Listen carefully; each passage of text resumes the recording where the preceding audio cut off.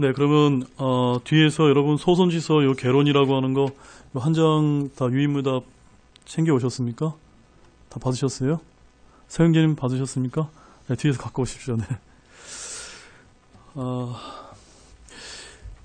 여러분 이제 오늘부터는 제가 이제 소선지서를 이제 시작을 할 텐데 소선지서에 관련된 설교 말씀들 여러분 많이 들어보셨습니까? 예, 거의 못 들어보셨죠. 원래 소선지서가 사실은 굉장히 어려운 말씀입니다. 왜 어렵냐면 제가 뒤에 가서 이제 차근차근 설명을 드리겠지만 이 소선지서에 있는 내용이 어찌 보면 요한계시록에 있는 내용과 다 연결되는 말씀이기 때문에 요한계시록을 또 잘 모르고서는 또 이런 정확한 성경적인 교리가 바로 확립되지 않고서는 소선지서 내용이 우리 교회 시대에 적용될 수 있는 말씀이 극히 드물기 때문에 오늘날 이제 일반 제도권 교회에서 이런 데서는 소선지서를 건너뛰는 경우가 굉장히 많습니다. 그리고 이제 대부분 또 어떻게 이제 하냐면 이제 말라기에 나와 있는 11조 강조할 때 그런 설교를 한다든가 아니면 이제 학개서에 보면은 이제 성전 건축 설교할 때 잠깐 인용한다든가 또 여러분들 아시는 거 뭐가 있나요? 저기 오순절 은사주의 개통교회들 보면은 요엘서 2장 23절에 보면은 유명한 그 말이 나오죠. 뭡니까? 저기 이른 비와 늦은 비 설교 한번 들어보셨습니까?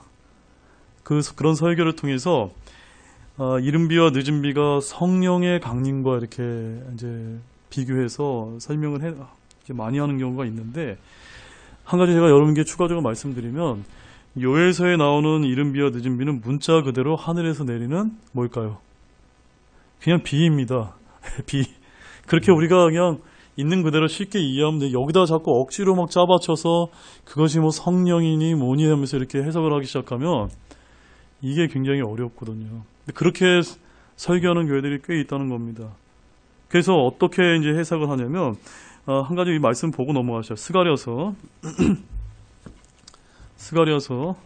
오늘은 성경을 이렇게 많이 찾지는 않습니다. 오늘 이 소선지서의 전체적인 이제 개관을 다룰 거기 때문에 이제 성경을 많이 찾지는 않지만 그런 관점에서 여러분 말씀을 들어주시죠. 스가랴서 10장 1절 말씀.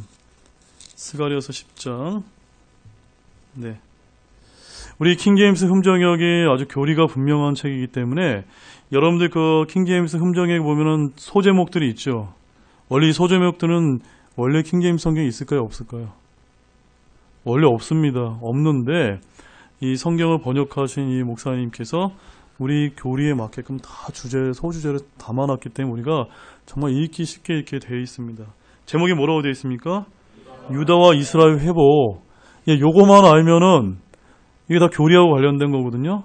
이게 바로 늦은 비와 이른 비와 관련된 말씀이라는 거 우리가 쉽게 이해할 수 있는데 이것이 아니라 어떻게 이제 해석을 하냐면 우리 한번 1절 말씀 읽어보시죠. 같이 읽겠습니다. 너희는 늦은 비가 내리는 때에 주께 비를 구하라. 그리하면 주께서 빛나는 구름들을 일으키사 그들에게 소낙비를 주시고 또 모든 사람에게 들의 풀을 주시리라. 있는 그대로 읽고 이해하면 됩니다. 늦은 비가 내리는 때 주께 어떻게 하라고요? 비를 내려달라고 구하라는 겁니다.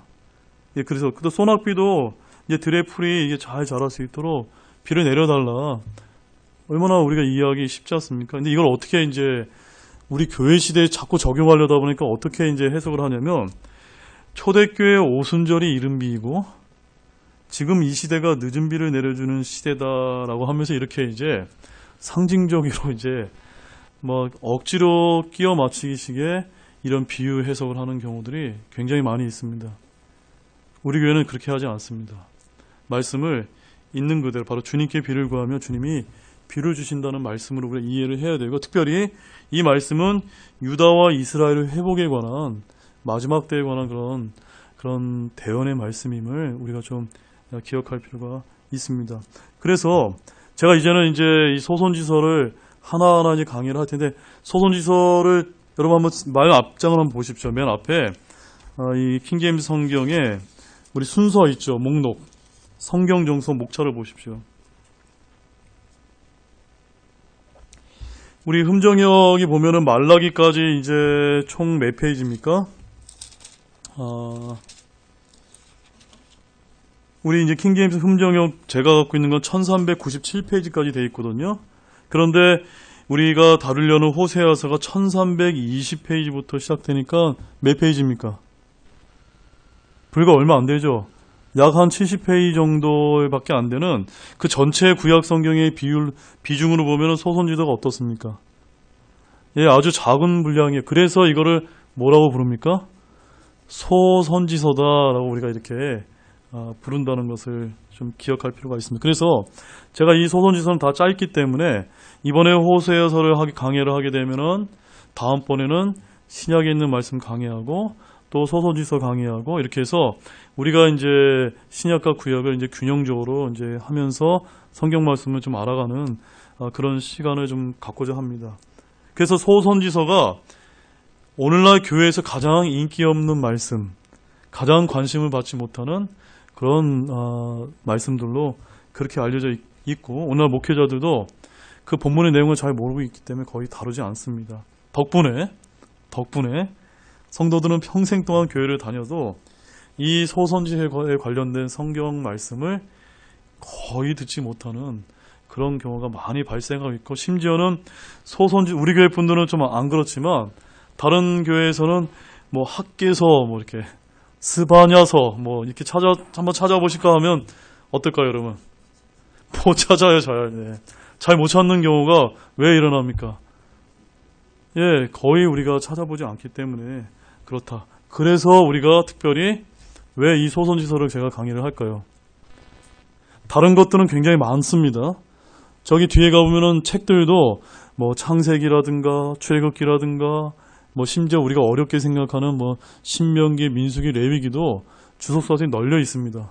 그런데 유독 소선지서는 정말로 찾아보기 어렵습니다. 그래서 오늘 저희들이 이제 이런 소선지서 강의 시간을 갖는다는 것을 좀 여러분들이 귀하게 여겨주시기를 원합니다.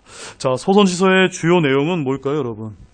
주요 내용은 우리 교회 시대에 초점을 맞춘 것이 아니라 7년 환란기, 주의 날로 일컬어지는 7년 환란기와 천년왕국을 그 내용이 주를 이루고 있습니다. 그러므로 7년 대환란과 천년왕국이 주가 되기 때문에 교리적으로 세대주의적 전천년주의라고는 이런 성경적인 신학적 종말론을 우리가 믿지 않는 교회들은 이 소선지서의 말씀이 이해가 될까요, 안 될까요? 거의 엉뚱하게 해석을 하거나 이해가 되지 않기 때문에 건너뛴다 라고 우리가 그렇게 볼 수가 있습니다. 이 소선지서의 내용은 환란기는 여러분들이 잘 아시는 것처럼 이스라엘과 주변 민족들 또 온 세상의 주의 심판을 받는 날입니다. 그리고 천년왕국은 이스라엘 회복과 민족의 영광을 다루는 말씀입니다.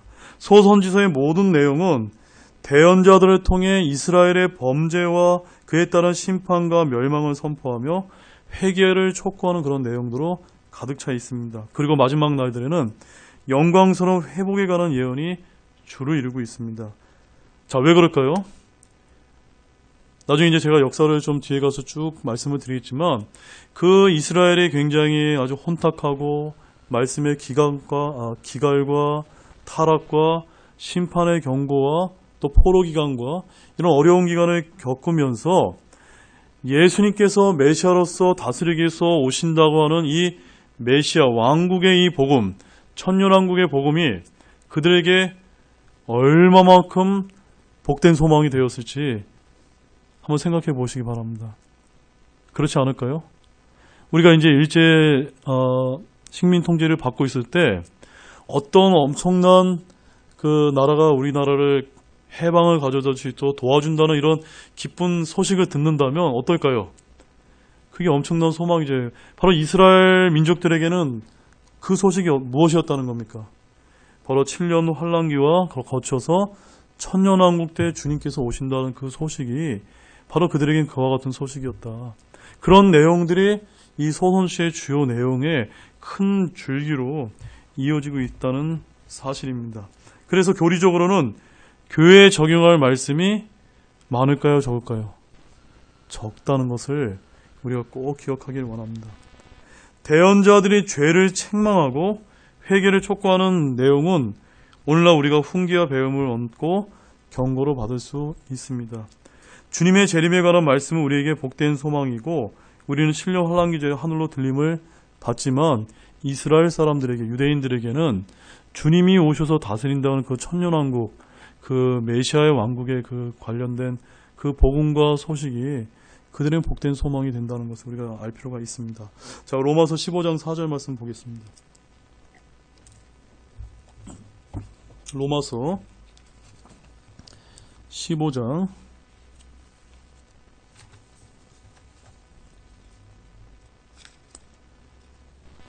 15장 4절 다 찾으셨습니까? 예, 같이 읽겠습니다. 무엇이든지 전에 기록된 것은 우리의 배움을 위하여 기록되었으니 이것은 우리가 성경 기록이 주는 인내와 위로를 통해 소망을 가지게 하려 함이니라. 우리 신약 성도에게는 신약 성도대로 하나님의 말씀을 통해 휴거라고 하는 복된 소망을 우리가 갖게 하는 것이고 유대인들에게는요. 이런 소선지서와 이런 구약의 대언의 이런 말씀을 통해서 인내와 위로를 통해 그들에게는 또한 왕이신 예수님께서 다스리는 그 유대인이 제사장 왕국이 되는 그 나라를 이제 복된 소망으로 가지게 하기 위해서 이런 성경 기록이 기록되어 있고 우리는 그런 것을 통해 우리의 배움을 위해서 이런 소선지서의 말씀들이 기록되어 있다. 그것을 통해서 우리는 인내와 위로와 소망을 가져야 된다. 이런 말씀을 좀 또다시 또 여러분들이 또 기억하기를 원합니다. 자, 선지서, 소선지서에 나오는 선지서. 선지서는 어디에 나오는 표현일까요, 여러분? 우리 킹제임스 흔적이 있습니까, 없습니까? 킹제임스 성경에 나와 있는 표현에는 그 선지서가 아니라 선지자거든요. 선지자가 다 대언자로 기록되어 있습니다. 그래서 선지서와 선지자라고 이런 표현은 원래 개역 성경의 표현이지만 우리는 이제 소대언서, 대대언서 하면 좀 어때요? 어감이 조금 이렇게 와닿지가 않고 그동안 이제 우리가 많이 이제 한국에 통용되어 있는 이런 일반 원칙을 따르기 위해서 이제 대선지서, 소선지서 그 분류법을 우리 그대로 이제 그렇게 이제 따르고 있습니다. 그래서 우리는 선지자를 대언자로 부르기 때문에 그저 그냥 대언서라고 이렇게 또 읽어도 전혀 이제 어려움이 없습니다. 우리가 이제 소선지서를 이제 말씀을 보기에 앞서서 이 성경을 우리가 둘로 나눈다면 어떻게 나눌 수 있을까요? 구약과 신약으로 나눌 수 있고 또한 구약 성경을 둘로 나누게 되면 또 어떻게 나눌 수 있을까요? 그 말씀 한번 보겠습니다. 그 말씀을 우리 이제 마태복음 5장 17절 말씀 보시죠. 마태복음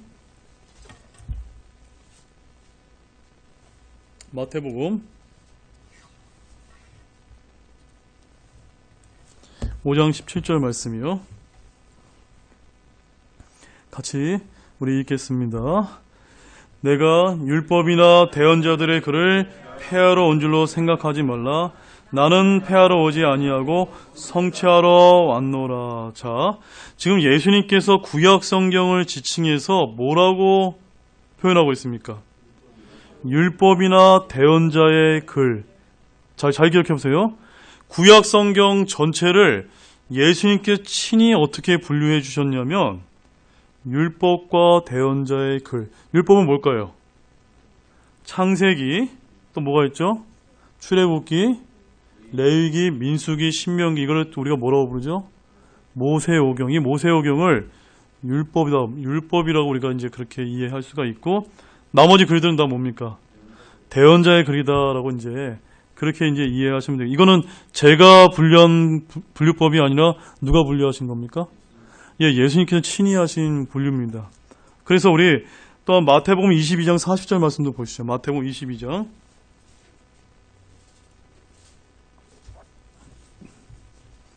마태복음 22장 40절.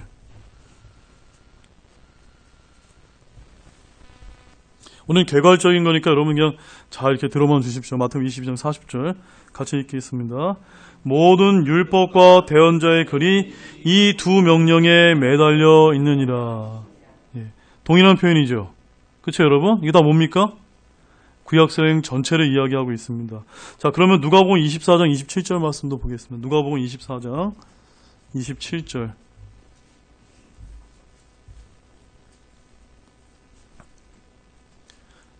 누가복음 24장 27절 말씀을 보게 되면 우리가 더 분명하게 이제 알 수가 있습니다. 같이 읽겠습니다. 모세와 모든 대언자들의 글에서 시작하여 모든 성경 기록들에서 자기에 관한 것들을 그들에게 풀어 설명해 주시니라.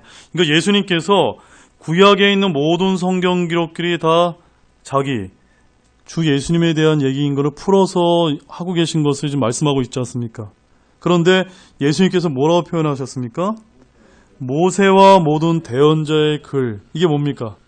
아까 율법과 대언자의 글. 구약성경 전체를 나누게 되면 이렇게 두 개로 우리가 이제 분류하고 있는 것을 우리가 성경을 통해서 알 수가 있는데, 모세와 모든 대언자의 글이 뭐라고 얘기하고 있습니까? 모든 성경 기록들이다. 모든 성경 기록이다. 주님이 친히 이렇게 분류해 주신 방법이라는 것을 여러분 기억하시면서, 자, 그렇다면 구약 성경 전체를 우리가 둘로 구분할 수 있다면 또 성경에 보면은 셋으로 분류할 수도 있습니다. 어떻게 분류가 될까요? 첫 번째는 율법, 두 번째는요 대언자의 글, 마지막 세 번째는 시편이 있습니다. 누가복음 24장 44절 말씀 보겠습니다.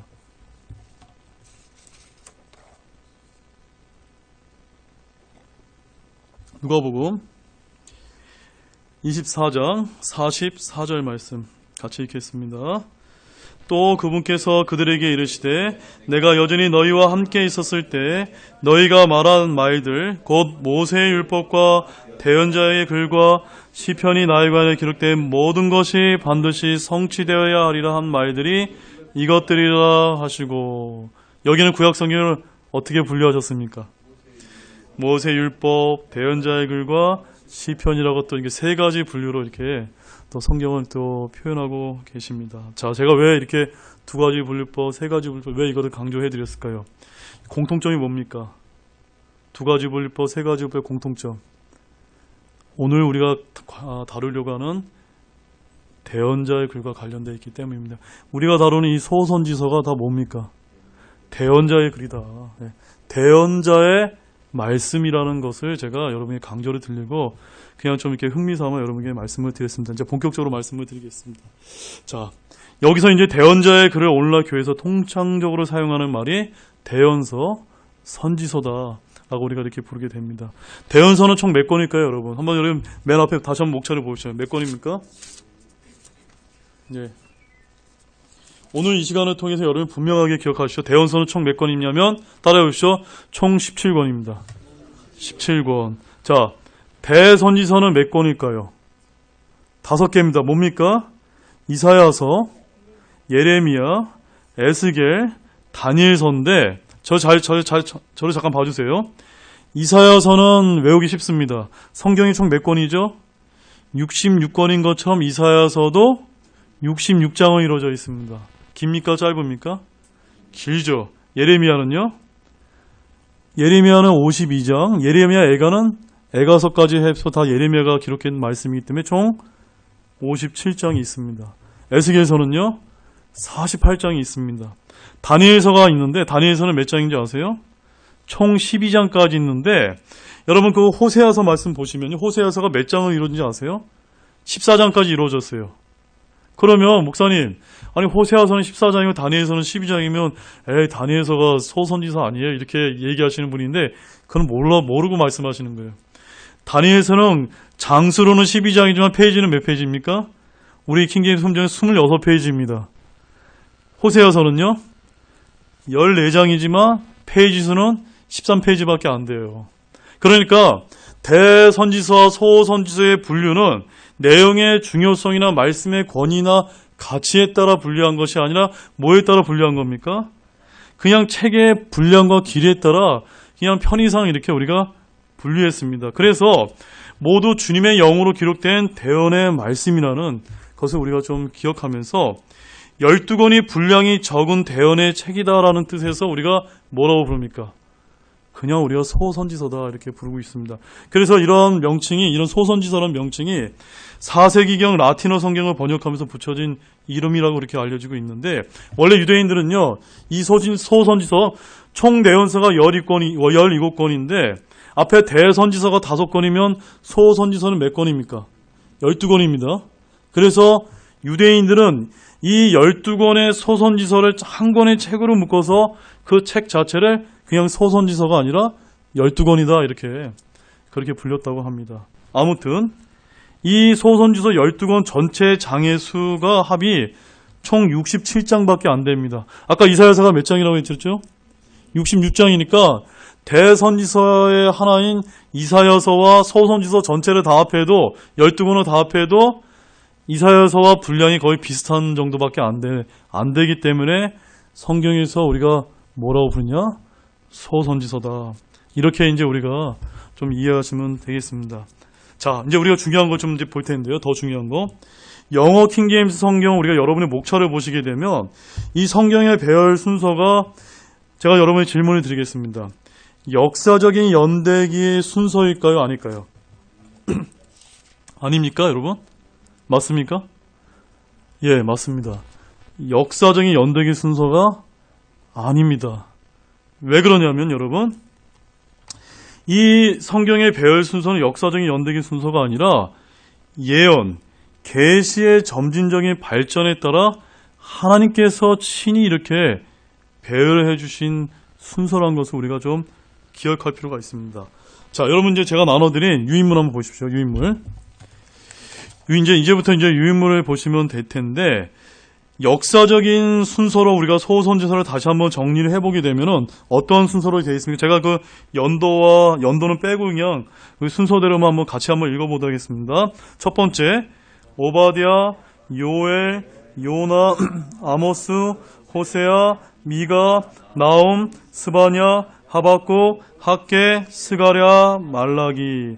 뭐 어떤 분들은 오바댜를 BC 586년으로 봐서 이제 맨 앞이 아니라 또 중간에 들어간다 이렇게 이야기하시면서 분류하시는 분도 있지만 아무튼 그것이 중요한 게 아니라 이것을 보면 어떻습니까? 우리가 갖고 있는 이 킹제임스 성경 목차와 비교해 볼 때 같습니까? 틀립니까? 틀리죠. 그러므로 이거는 이 영어 킹제임스 성경의 목차는 역사적인 연대 순서가 아니라 다른 관점으로 이렇게 배열이 되어 있다는 것을 우리가 좀 기억할 필요가 있습니다. 그래서 제가 나눠드린 이제 유인물을 이제 보시게 되면 12명의 대언자들 중에 요나와 아모스와 호세아라고 하는 이 대언자, 3명의 대언자는 북왕국 이스라엘의 대언자입니다. 그리고 오바댜와 요엘과 미가와 나움과 스바냐와 하박국은 남왕국 유다의 대언자입니다. 나머지 셋인 학개, 스가랴, 말라기는 포로기 이후의 대언자입니다. 그래서 BC 721년에 북왕국 이스라엘이 먼저 아시리아에게 이제 멸망을 당했고 그 후에 남왕국이 BC 606년에서 586년에 바벨론에게 이제 멸망을 당해서 이제 포로로 가게 되는데 이때 이제 유다의 멸망에 관한 대언은 소선지서가 아니라 대선지서인 이사야와 예레미야를 통해서 자세하게 이제 선포가 되어 있습니다. 그리고 포로기에 활동한 대언자들로는 누가 있을까요? 에스겔과 다니엘이 이 2명의 대언자가 있다는 것을 좀 여러분이 또 주목하길 원합니다. 그래서 이 에스겔과 다니엘들이 바벨론에서 사역했던 대언자들입니다. 그래서 성경 배열의 앞부분에 있지만 특징적으로 에스라와 느헤미야와 에스더는 모두 포로기 이후에 활동했던 사람입니다. 자, 여러분 성경 목차는 잠깐 보세요. 성경 목차에서 제가 한 가지만 여러분에게 좀 말씀을 드릴게요. 우리가 이제 제가 말씀드렸던 이 역사적 연대기 수름을 보면 에스라와 느헤미야와 에스더가 어디로 가야 됩니까? 중간이 아니라 어디로 가야 되죠? 뒷부분으로 가야 되는 게 맞죠? 포로기 이후에 활동했던 대언자지니까. 그래야 되는데 어디에 가 있습니까?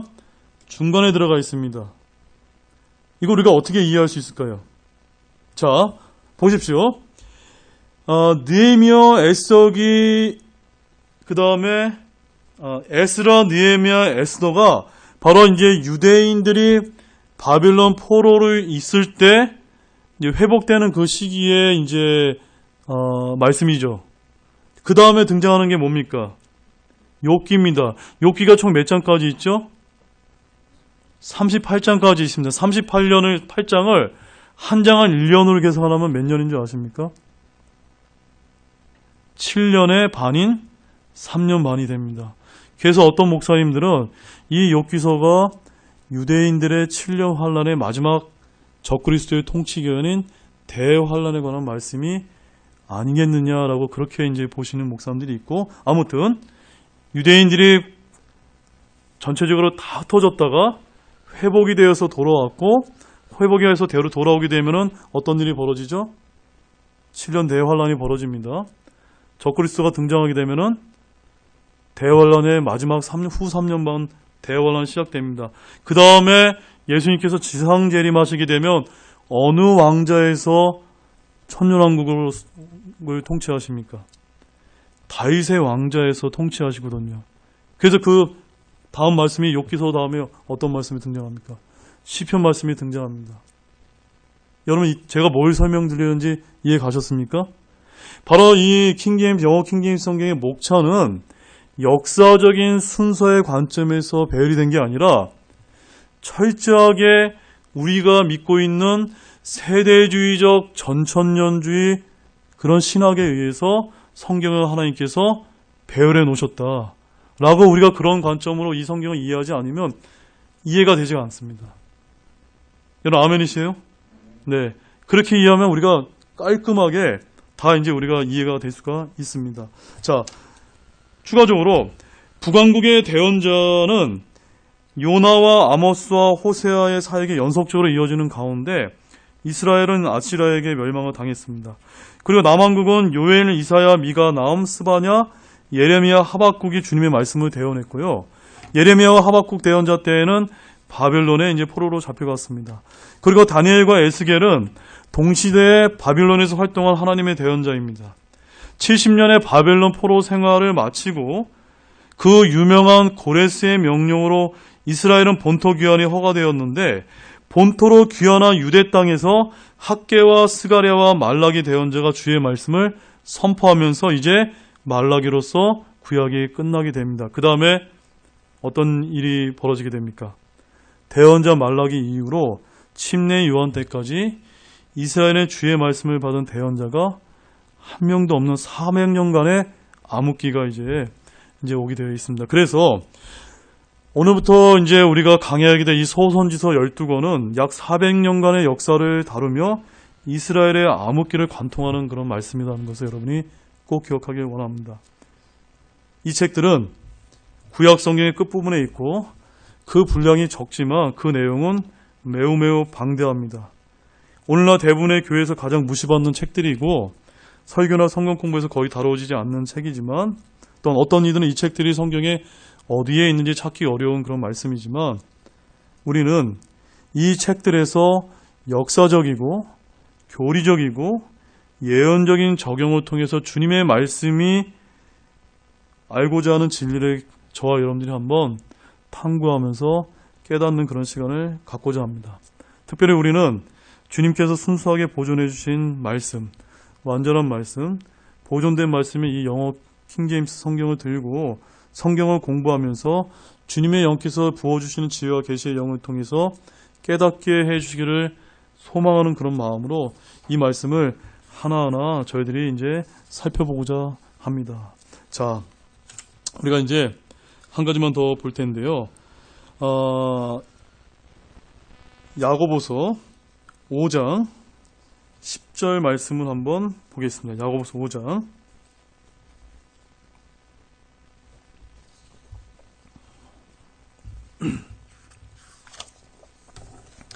야고보서 5장 10절 말씀입니다. 같이 읽겠습니다. 잠깐만요. 야고보서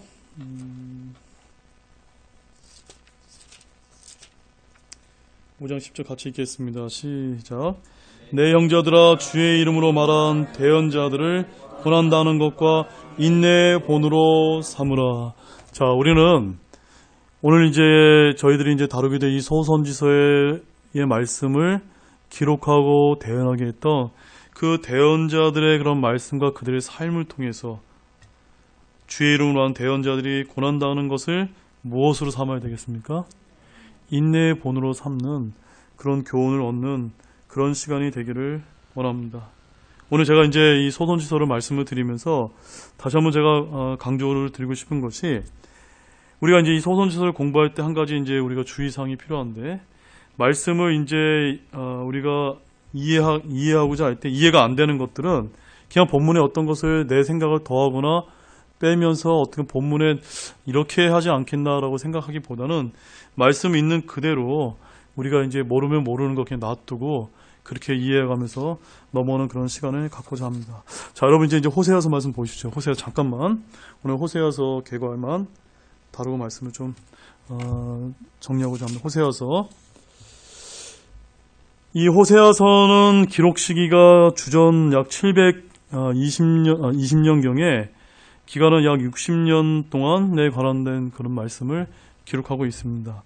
자, 이 호세아서를 기록한 대언자 호세아는 그 뜻이 뭐냐면 여호와는 구원이시다라는 그런 뜻을 갖고 있습니다. 그래서 이 대언자 호세아가 북왕국 이스라엘이 멸망당하기 직전에 주의 말씀을 선포했던 그런 대언자로 알려지고 있습니다. 이 호세아서의 이제 주된 내용은 이스라엘의 음행과 그런 이스라엘을 향한 하나님의 불변하는 사랑입니다. 한번 따라해 보시겠습니까? 이스라엘의 음행과 그런 이스라엘을 향한 하나님의 불변하는 사랑. 멋지지 않습니까? 네. 하나님께서는 변치 않는 사랑을 그 이스라엘을 향해서 베푸시는 그 말씀이, 그 주제가 담겨 있습니다. 근데 어떻게 담겨 있냐면요. 원래 대언자 호세의 아내의 이름이 뭐죠? 고멜이라고 하는 그 이제 아내가 있는데, 이 아내가 그 품성이 바르지가 못합니다. 여기는 어떻게 이제 표현되어 있냐면 마치 창녀처럼 이렇게 음행을 저지르는 그런 아내로 이제 그 묘사가 되어 있는데, 하나님께서 이 대언자 호세아를 통해서 그 아내를 어떻게 이제 대하라고 말씀하시는 겁니까? 지속적으로 이제 사랑하게끔 그런 말씀을 이제 대언자 호세아를 통해서 이제 보여주십니다. 그 대언자 호세아가 그 하나님의 말씀을 따랐을까 안 따랐을까요? 그대로 이제 따르는 순종하는 삶을 통해서 우리가 거기서 얻어지는 교훈이 뭡니까? 바로 그 아내로 일컬어지는 그 고멜이라고 하는 그 품행이 좋지 못한 그 아내는 어디를 예표합니까? 타락한 행음하는 창녀 이스라엘을 이제 예표하는 말씀이고, 바로 호세아는 바로 하나님 아버지를 예표하고 있기 때문에 그런 불변하지 않는 하나님 아버지의 사랑을 그렇게 포임하면서 하나님께서는 자신의 그 창녀 같은 그런 음행을 저진 그 아내에게 내가 당신을 이렇게 사랑하니까 내게 돌아오라. 바로 타락한 이스라엘에게 하나님께서 회개하고 돌아오라라고 하는 그 회개를 촉구하는 말씀이 이 호세아의 전체의 핵심 이제 주제가 되겠습니다. 또한 교리적으로는 호세아는 주의 재림의 때 이 땅에서 음행한 이스라엘의 회개와 회복에 대한 말씀을 하고 계십니다. 자, 호세아서 3장 1절 말씀 한번 보실까요? 호세아서 3장 1절만 보고 오늘 말씀을 좀 마치도록 하겠습니다. 호세아서 3장 1절 다 함께 읽겠습니다. 그때 주께서 내게 이르시되 다른 신들을 바라보고 포도주병을 사랑하는 이스라엘 자손을 향한 주의 사랑에 따라 또 가서 자기 친구에게 사랑받는 여인, 그러나 간음한 여인을 사랑하라 하시니라. 이거 쉽습니까? 어렵습니까?